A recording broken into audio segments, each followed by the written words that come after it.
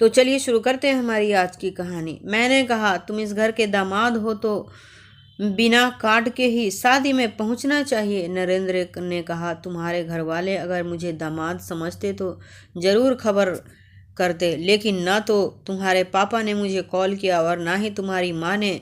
मैंने कहा, मैं तुमसे कह रही हूँ ना, क्यों इतना काफ़ी नहीं है? नरेंद्र ने कहा, ठीक है, मैं शादी वाले दिन शीतलपुर पहुंच जाऊंगा। पिंकी की शादी की सुबह उठकर मैंने गुलाबी साड़ी पहन ली।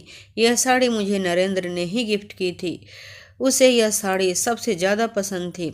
मुझे उम्मीद था कि नरेंद्र दोपहर तक शीतलपुर आ जाएगा और बारात जाने के बाद उसे रात को यहीं रुकना पड़ेगा।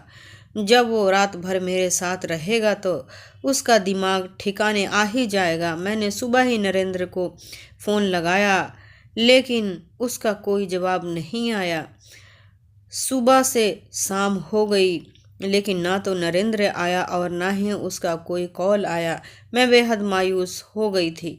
देर रात तक पिंकी खुशी खुशी विदा हो गई और मैं दुखों का पहाड़ सीने पे लिए अपनी माँ से लिपट कर रोने लगी। देखने वालों को लग रहा था कि मैं पिंकी की विदाई से रो रही हूँ, लेकिन सच तो ये था कि मैं उस वक्त अपनी किस्मत पर रो रही थी। देर रात जगने के बावजूद अगली सुबह मैं जल्दी उठ गई और मैंने अपनी माँ से कहा कि माँ, आज मैं ही कीर्तिनगर चली जाऊँगी।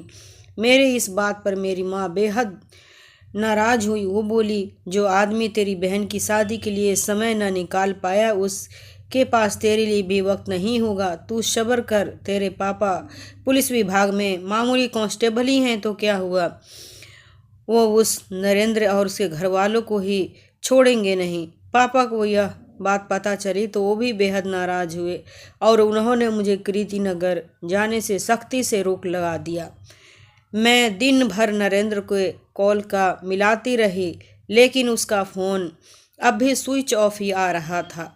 मैं बहुत ही चिंता में हो गई थी कि पता नहीं क्या हुआ। रात को मायूस होकर मैं बिस्तर पर जाकर सो गई। अब नरेंद्र की ओर से मुझे कोई उम्मीद नहीं बची थी। मुझे पूरा यकीन हो गया था कि जल्द ही मेरा और नरेंद्र का रिश्ता हमेशा के लिए ख़त्म हो जाएगा, लेकिन तभी अचानक मेरे फ़ोन की घंटी बजी।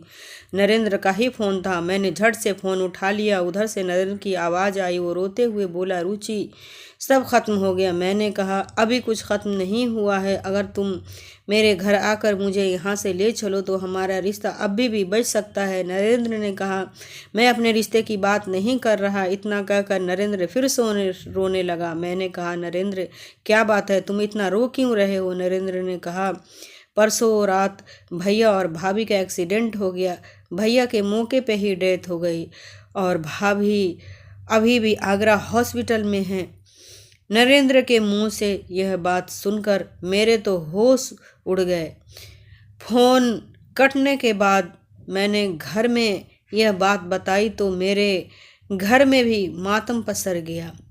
मुझे तो बेचैनी महसूस होने लगी। मेरे वजह से मेरे घर वाले नरेंद्र भैया भाभी को नफरत करते थे, लेकिन जब उन्होंने इस बात को